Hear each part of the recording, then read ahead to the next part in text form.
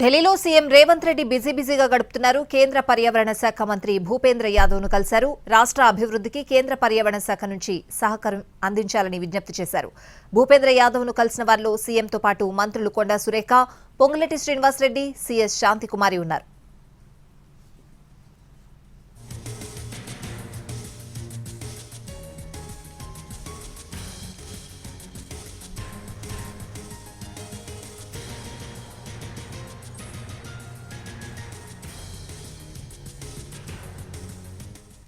ఢిల్లీలో సీఎం రేవంత్ రెడ్డి బిజీగా గడుపుతున్నారు. కేంద్ర పర్యావరణ శాఖ మంత్రి భూపేంద్ర యాదవ్ను కలిశారు. పూర్తి అప్డేట్స్ అడిగి తెలుసుకుందాం. మా ప్రతినిధి రాజు ఢిల్లీ నుంచి లైవ్ లో సిద్ధంగా ఉన్నారు. రాజు,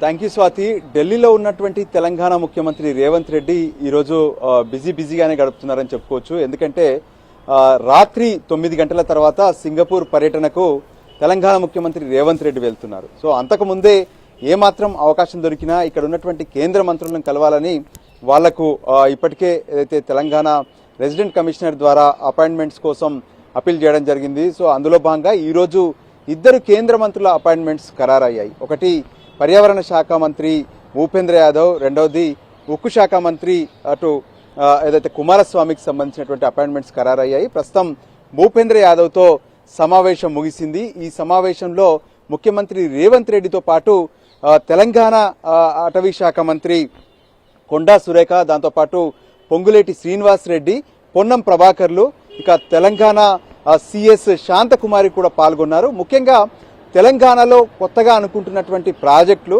ఏదైతే మెట్రో మరో దశ, ఇంకోవైపు ఫ్యూచర్ సిటీ నిర్మాణం, మరోవైపు ఏదైతే గిరిజన ప్రాంతాల్లో కొత్తగా ఏవైనా నిర్మించాల్సి వచ్చినప్పుడు ఖచ్చితంగా కేంద్ర పర్యాటక శాఖ నుంచి అనుమతులు తీసుకోవాల్సినటువంటి అవసరం ఉంటుంది. సో కొత్తగా ఏ ప్రాజెక్ట్ నిర్మించినా సరే ఖచ్చితంగా దానికి కేంద్ర పర్యావరణ శాఖ నుంచి అనుమతులు కావాలి. కాబట్టి ఖచ్చితంగా తెలంగాణ నుంచి వచ్చేటటువంటి ఎటువంటి ఏదైతే విజ్ఞప్తి అయినా సరే దానికి సహకరించాలి. కేంద్రం సహకరించడం వల్లే రాష్ట్రంలో కొత్త ప్రాజెక్టుల ద్వారా ముందుకెళ్తామని చెప్పి తెలంగాణ ముఖ్యమంత్రి కోరడం జరిగింది. సో దానికి అనుగుణంగానే అటు కేంద్ర మంత్రి భూపేంద్ర యాదవ్ సైతం ఇదే విషయాన్ని స్పష్టం చేసినట్టుగా తెలుస్తుంది.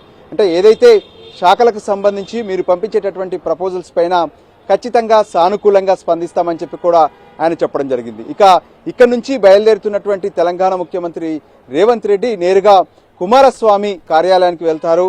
సో అక్కడ ఏదైతే తెలంగాణలో ఉన్నటువంటి ప్రత్యేకంగా అక్కడ ఉన్నటువంటి ఏదైతే గనులకు సంబంధించినటువంటి వ్యవహారం కావచ్చు, మరోవైపు ఉక్కుకు సంబంధించి ఎటువంటి ప్రపోజల్స్ ఉంటాయి, ఏంటి, వాటికి కేంద్రం నుంచి ఎటువంటి సహకారం అవసరమనే విషయంపైన కూడా చర్చించబోతున్నారు. ఇక మరోపక్క ఈరోజు ఉదయం కూడా కొంత ఏదైతే ఢిల్లీ ఎన్నికలకు సంబంధించి సైతం కొంత కీలక కార్యక్రమంలో పాల్గొన్నారని చెప్పుకోవచ్చు. తెలంగాణలో ఏ విధంగానైతే గ్యారంటీలు ఇచ్చారో ఓటర్లకు, అదేవిధంగా ఢిల్లీలో కూడా కాంగ్రెస్ పార్టీ గ్యారంటీలు ఇస్తుంది. అయితే అందులో భాగంగానే తెలంగాణలో లాగానే 500కే గ్యాస్ సిలిండర్, దాంతోపాటు 300 యూనిట్ల ఉచిత కరెంటు ఇస్తామని చెప్పి ఢిల్లీ కాంగ్రెస్ పార్టీ ప్రజలకు హామీ ఇస్తుంది. దాన్ని స్వయంగా తెలంగాణ ముఖ్యమంత్రి హామీలను విడుదల చేసినటువంటి పరిస్థితి కనిపించింది.